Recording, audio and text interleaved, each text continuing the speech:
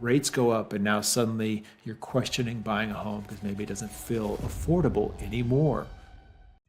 If you're ready to start the process of buying a house but wanted to understand how to determine affordability, this video is for you. I'm going to go over a 6-step process today designed to help you get ready for that. And at the end, I'm actually going to sync up a video also on how to protect your credit when you go through the home buying process. Hey, it's Ray, Mortgage Meister Group.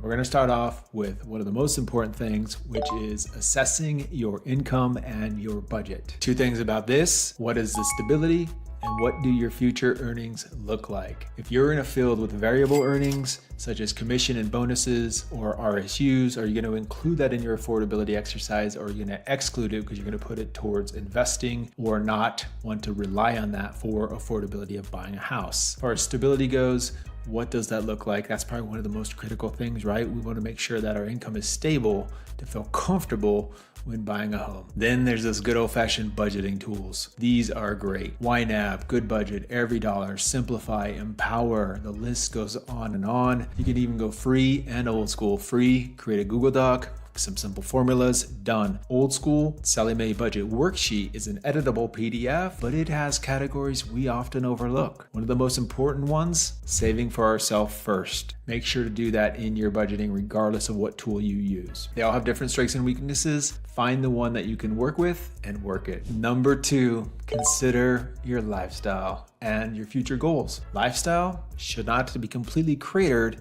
to own a property. It should go in alignment with that. So, do you love to snowboard, hike, travel, go out to dinner, invest for earnings or financial independence like real estate investing? These should all be considered in your long-term goals and your lifestyle goals in buying a home. Someone else is buying with you? Of course, that's a fun conversation to talk through. What does this look like for us? What does successful home ownership feel like and look like financially for affordability? Number 3, consider your down payment. How big, how small? You have to decide. Does the old school rule of 28% of earnings towards a payment apply in today's day and age with cost of housing? You have to determine your risk threshold. That's very important. As far as down payment goes, you might be surprised because remember, you're financing this money over 30 years. This is not a car loan. So a bigger down payment may not impact the payment as much as compared to the trade-off of what that money can do for you if it remains liquid. This is where consulting with a great lender is phenomenal because they can help you go through exercises to determine different payments based on different down payments. Number 4, do not forget about additional homeownership costs, property taxes, homeowners insurance, which will vary from condo to single family home, and within HOAs as well. If there is a mortgage insurance, do not forget to factor that in. There are different levels from FHA to conventional. From there, maintenance and upkeep,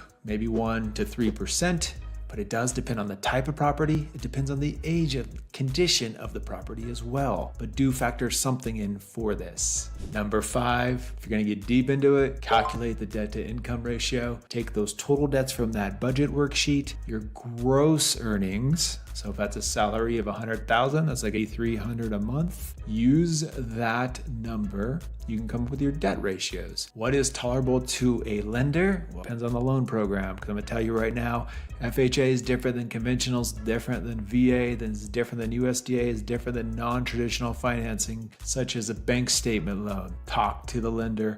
They can advise you what to anticipate there. Work closely at the hip with them in this part of the process. Mortgage calculator, number 6. You can take that information, look up some interest rates, take the barometer of the average interest rates that you see right now. The reason for that, unless you're under contract today, it might be a waste of energy other than getting a sense of what rates are doing.